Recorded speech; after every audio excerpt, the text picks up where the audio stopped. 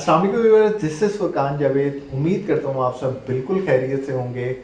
आज आप लोगों के साथ मैं एक नई सीरीज़ स्टार्ट करने जा रहा हूँ जिसके अंदर मैं आप लोगों के साथ इस फील्ड के एक्सपर्ट्स को आप लोगों के साथ मिलवाया करूंगा, जो कि अमेज़ॉन के एक्सपर्ट हैं या और डिफरेंट ई कॉमर्स के फील्ड के लाइक शॉपिफाई, फाइवर, इन फील्ड के एक्सपर्ट हैं। इनके साथ हम डिस्कशन किया करेंगे, इनके साथ गपशप किया करेंगे, इनके एक्सपीरियंस को देखा करेंगे कि अपनी फील्ड के अंदर जो इनकी एक्सपर्टीज़ हैं उससे हम भी फ़ायदा लिया करेंगे और आप लोगों को भी उससे फ़ायदा होगा। आज मेरे साथ जुनेद मौजूद हैं जो कि अकाउंट रीइंस्टेटमेंट के एक्सपर्ट हैं कि कैसे अकाउंट को रीइंस्टेट किया जाता है, जितनी टाइप की सस्पेंशन वगैरह होती हैं उनको किस तरीके से डील किया जाता है और कैसे सक्सेसफुली अकाउंट को रीइंस्टेट किया जाता है। तो मैं अपने इन गेस्ट जुनेद को वेलकम कहता हूँ। जुनेद, कैसे हो आप? Thank you so much sir. ठीक ठाक, आप सुनाए सर? ठीक हैं। अल्हम्दुलिल्लाह, सब ठीक ठाक। जी जुनेद, हमें थोड़ा सा अकाउंट रीइंस्टेटमेंट के बारे में गाइड करें कि कैसे आप अकाउंट रीइंस्टेट करते हैं। को पहले थोड़ा सा बता दें कि सस्पेंशंस की टाइप्स कौन कौन सी होती हैं, अकाउंट हेल्थ क्या है, इस चीज़ के बारे में थोड़ा सा ऑडियंस को बता दें पहले।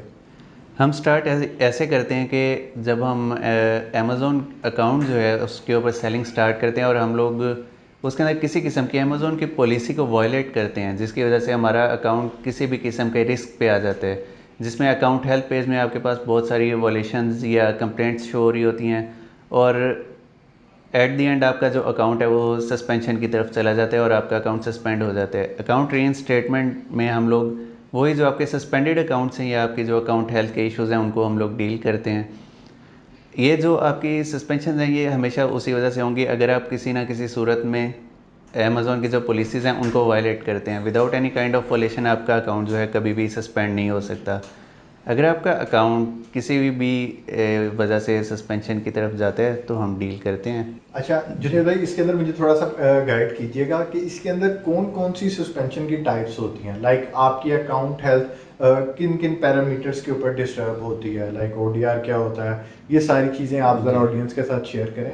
स्टार्टिंग में हम जब अपना अकाउंट हेल्प पेज खोलते हैं तो उसके अंदर हमारी जो बेसिक सस्पेंशन या हमारी बेसिक जो पैरामीटर्स हैं वो शो हो रहे होते हैं, जिसको हमको डेली बेसिस पे चेक करना होता है। जब हम लोग डेली बेसिस पे चेक नहीं करते तो वो हमारी अकाउंट हेल्थ में प्रॉब्लम क्रिएट करते हैं, जिसमें वेरी फर्स्ट ओडीआर आता है जो कि ऑर्डर डिफेक्ट रेट जिसको हम कहते हैं।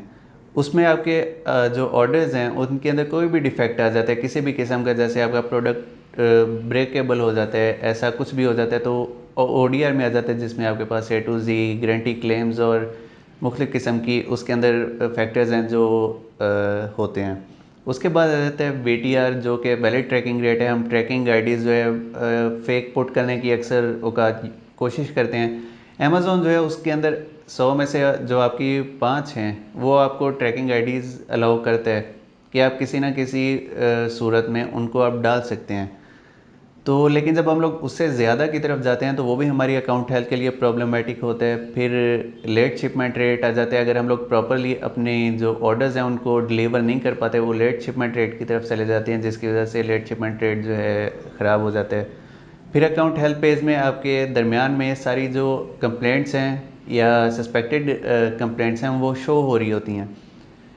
जब आपको किसी किस्म की कोई कंप्लेंट आती है तो फर्स्ट ऑफ ऑल अमेज़ॉन आपको वहाँ पे कंप्लेंट शो करता है और आपको एक ईमेल सेंड करता है, जिसके अंदर वो हर चीज़ मेंशन करते हैं आपको कि आपका अकाउंट किस वजह से रिस्क में जा रहा है और आपको फ़ौरन उसको डील करना होता है। जब हम लोग उसको प्रॉपरली डील नहीं करते देन अगेन आपका अकाउंट सस्पेंशन की तरफ चला जाता है। तो ये सारे पैरामीटर्स हमें तब फेस करने पड़ते हैं आई थिंक जब हम चीज़ों को प्रॉपरली रेगुलेट करके नहीं चल रहे। हम ये जो मार्केट में डिफरेंट डिफरेंट कबूतर जी। टेक्निक्स वगैरह इस तरह की टेक्निक्स वगैरह जी। चल जी। रही होती हैं, इन फ्रॉडलेंट एक्टिविटीज़ के अंदर हम इंगेज होते हैं, तो जी। तब उन केसेस के अंदर हमें ये जी। चीज़ें फेस करनी पड़ती हैं। तो आई थिंक अगर हम इन चीज़ों को प्रॉपरली लेके चलें, जिस तरह के अमेजोन की टर्म्स एंड कंडीशन है हाँ। उसको पढ़ के उसको अच्छे तरीके से समझ के लेके चलें, तो फिर इस तरह के इश्यूज हमें नहीं आते।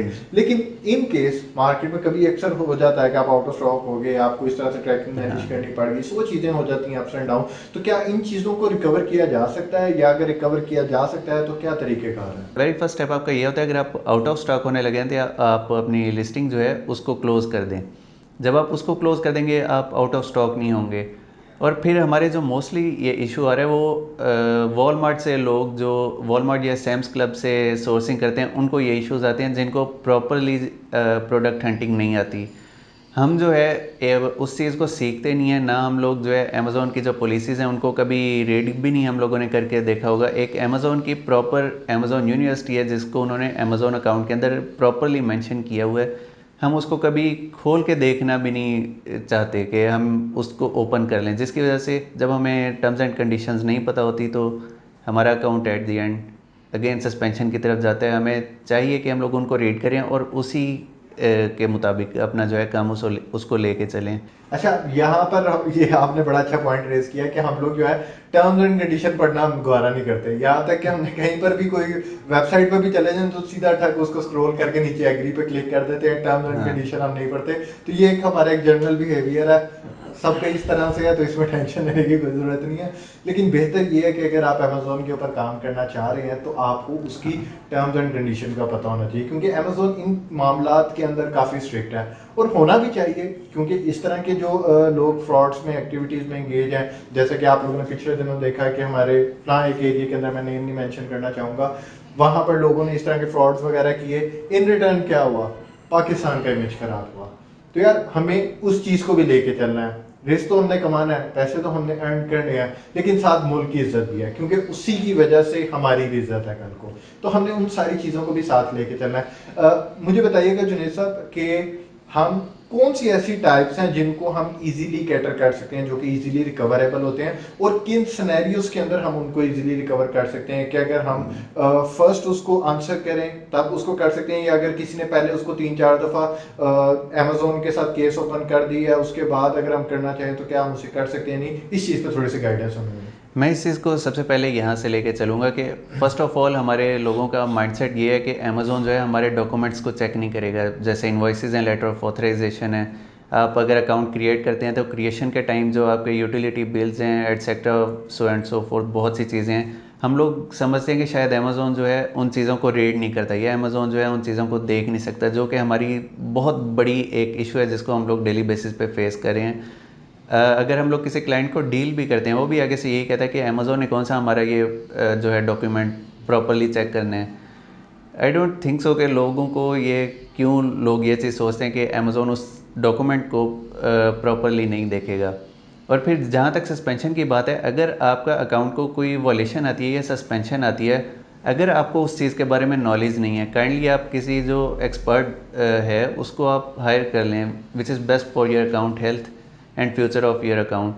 लेकिन अगर आप इस तरह नहीं करते, आपको पता ही नहीं होता कि आपने क्या करना है, अक्सर औकात लोग जो है फिर उस चीज़ को टैकल करने के लिए सबसे पहले जो है फेक इन्वाइसेस जमा करवाना शुरू कर देते हैं। आपकी जब फेक इन्वाइस या फेक डॉक्यूमेंट सबमिट हो जाते हैं, अमेज़ोन देन जो है उस चीज़ को बहुत स्ट्रिक्टली लेके चलते हैं। हम लोग खुद इस चीज को नहीं समझते, हालांकि ये बड़ी एक टेक्निकल चीज है। इन स्टेटमेंट जो है, अमेजोन ने आपका अकाउंट क्रिएट कर दिया, आपने अगर अकाउंट क्रिएट किया तभी आपका अकाउंट वो डीएक्टिवेट हुआ है, तो आप इस चीज को समझते होंगे कि यार अकाउंट क्रिएट करना इतना आसान काम नहीं है, स्पेशली पाकिस्तान से। सोच औंचले करने पड़ते हैं, कंपनी रजिस्टर कराओ, फलां बिल अरेंज करो, ये करो वो करो। तो अकाउंट क्रिएट करना एक आसान काम नहीं है। तो यार थोड़े से पैसों को बचाने के लिए, जिसके ऊपर आपने इतना मिलियंस ऑफ डॉलर का आपने बिजनेस करना है, इतना अच्छा आपका बिजनेस चल रहा है, वहाँ पर आपकी सेल्स इतनी अच्छी आ रही है, इतनी ज़्यादा इनकम आपकी वहाँ पर स्टॉक है, आपके पास रेवेन्यू वहाँ पर सेलर ट्रेंडल के अंदर इतना शोर हो रहा है, तो थोड़े से पैसों को बचाने के लिए यार मैं जस्ट आपको ये अपील करूंगा कि आप लोग रिस्क ना लें इस चीज़ पे। क्योंकि आपने एक बार कोई गलत डॉक्यूमेंट सबमिट करा दिया, एक बार आपकी अपील इतनी पावरफुल सबमिट ना हुई, तो फिर उसके बाद उसके जो चांसेस हैं रीइंस्टेटमेंट के, वो बहुत कम हो जाते हैं। तो थोड़े से डॉलर्स में आपने अपने इतना बड़े बिजनेस का नुकसान कर बैठते हैं। तो बेहतर ये है, मेरी सजेशन आपको ये है, आप जहां से भी लें अकाउंट, अगर आपका रीइंस्टेटमेंट हो गया, अगर आपको उसका नॉलेज नहीं है तो फिर जो है आप किसी एक्सपर्ट के साथ डिस्कस कर लें और उसकी सर्विसेज लेके उसको पे करके आप उससे काम करवा लें, उसकी सर्विसेज लेने और अपने अकाउंट को रीइंस्टेटमेंट करा लें।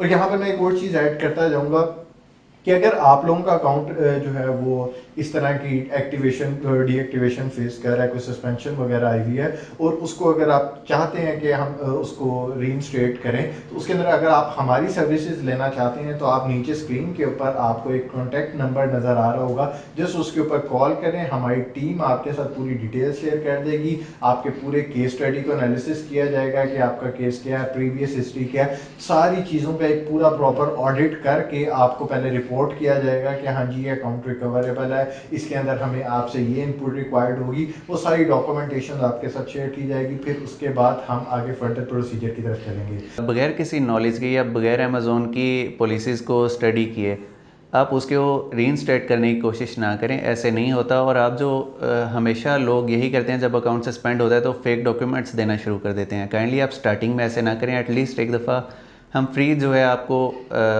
सजेशंस भी देते हैं उस बारे में, तो आप जो है एटलीस्ट एक दफ़ा सजेशन ज़रूर ले लें, डिस्कस कर लें अपने केस को किसी भी रीइंस्टेटमेंट एक्सपर्ट के साथ। आपको हम उसके अंदर प्रॉपर गाइड भी करेंगे कि आप इस तरीके से इसको कर सकते हैं, लेकिन अगर आप स्टिल चाहते हैं कि आप हमसे सर्विस लें कि हमारी जो एक्सपर्ट की टीम है वो प्रॉपरली आपके अकाउंट को लेके चले और उसकी सारी हिस्ट्री को देखते हुए उसको पूरा आपको रीइंस्टेट करके दे, तो उसके लिए आप हमारी नीचे टीम के साथ कॉन्टैक्ट कर सकते हैं। अपना बहुत बहुत ख्याल रखिएगा और हमें अपनी दुआओं में याद रखिएगा। अल्लाह हाफिज़।